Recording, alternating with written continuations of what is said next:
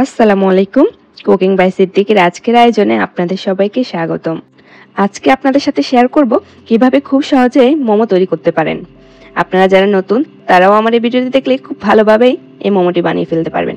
আমি খুব সহজে ভিডিওতে বুঝিয়ে দিয়েছি।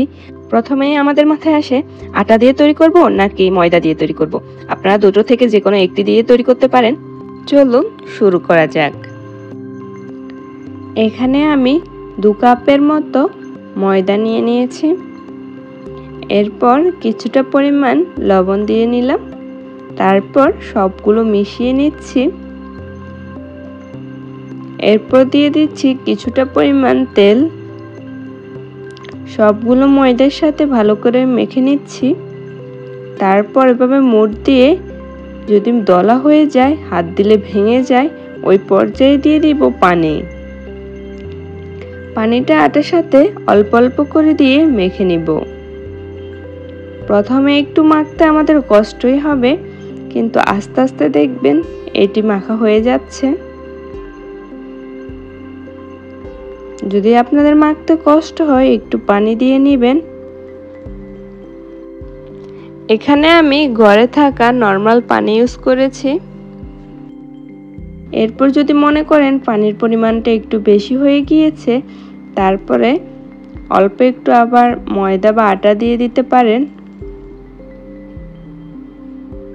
ডোটা এমনভাবে করতে হবে যেন নরম বা শক্ত হয়ে না যায়। আপনারা আমার ডোটা দেখে বুঝতে পারছেন কিভাবে এটি আমি তৈরি করেছি। এই তো আমার ডো তৈরি করা শেষ।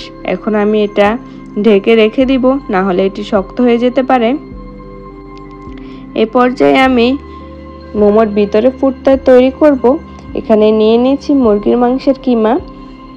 এরপর দিয়ে দিচ্ছি পেঁয়াজ কুচি। এরপর দিচ্ছি কাঁচামরিচ কুচি, কিছুটা গাজর কুচি, কিছুটা রসুন বাটা, কিছুটা আদা বাটা, পরিমাণ মতো লবণ। লবণটা একটু বুঝে কম দেওয়ার চেষ্টা করবেন, কারণ আমি সয়া সস দিব। সয়া সসে লবণ থাকে। এরপর দিয়ে দিচ্ছি সয়া সস। এটি আপনারা মাস্ট দিতে চেষ্টা করবেন, এটি দিলে একটি গ্রান আসে। এরপর দিয়ে দিচ্ছি গোলমরিচ, এটিও আপনারা মাস্ট দিবেন। এরপর এখানে আমি গরম তেল দিয়ে দিচ্ছি। চুলাইটি আমি গরম করে নিয়েছিলাম। এরপর সবগুলো মিশিয়ে নিব। এই তেলটা দিলে একটা সুন্দর গ্রান আসে, আপনারা দিলে বুঝতে পারবেন। এই তো আমার ভিতরে পুর রেডি। এখন আমি মোমো বানানোর জন্য মোমো থেকে কিছুটা আটা নিয়ে নিব, আর বাকিটা আবার ডেকে রেখে দিব, না হলে শক্ত হয়ে যাবে। যতটুকু লাগবে ততটুকু নিব, আর বাকিটা ডেকে রেখে দিব। এই তো আমি একটু নিয়ে এটা বেলে নিচ্ছি ছোট লেচির মতো। আপনারা চাইলে বড় একটি নিয়ে বেলে কিছু কাটার জিনিস দিয়ে, গ্লাস বা কিছু দিয়ে কেটে এরকম শেপ করে নিতে পারেন। এই তো আমি এরকম করে নিলাম। তারপর মোমোর ভিতরের ফুডগুলো নিয়ে দিয়ে দিলাম। আপনাদেরকে একটা সহজ ডিজাইন শেখাবো। প্রথমে দুই পাশ থেকে ধরে মাঝখান দিয়ে চেপে লাগিয়ে দিব। তারপর অপর পাশ থেকে এভাবে ছোট ছোট করে কুচি করে নিব। আপনারা দেখলে বুঝতে পারবেন। এই পাশে কুচি করা শেষ হলে আমি অপর পাশে ঘুরিয়ে অন্য পাশ দিয়ে কুচি করব। সবটা এক পাশে কুচি করব না, প্রথমে অর্ধেকটা এক পাশে তৈরি করব, তারপর অন্যটা অন্য পাশে দিয়ে তৈরি করব।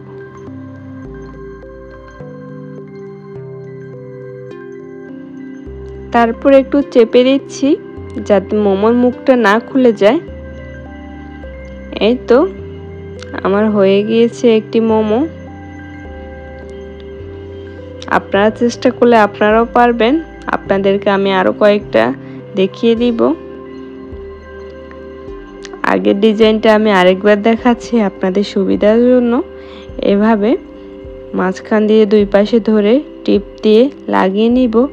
আপনারা যদি সুবিধা মনে করেন তাহলে পানিও এটি লাগিয়ে নিতে পারেন। এরপর এক পাশ দিয়ে এভাবে কুচি করে নিব। কুচি করব আর টিপ দিব, তারপর ঘুরিয়ে অন্য পাশ দিয়ে এভাবে কুচি করে নিব।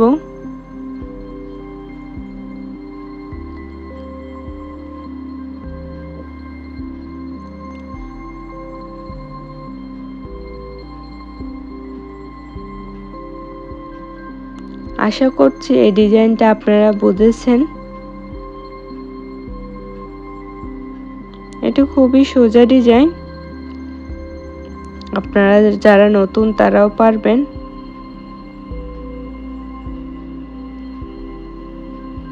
এরপর আরেকটি দেখাচ্ছি, এটিও খুব সোজা। এভাবে ধরে কুচি কুচি করবেন।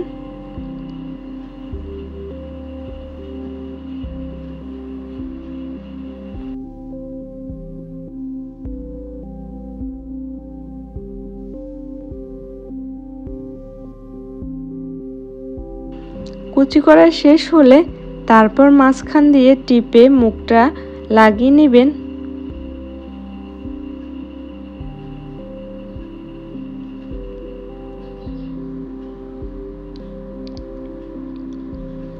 এই তো আমার আরেকটি ডিজাইন হয়ে গিয়েছে।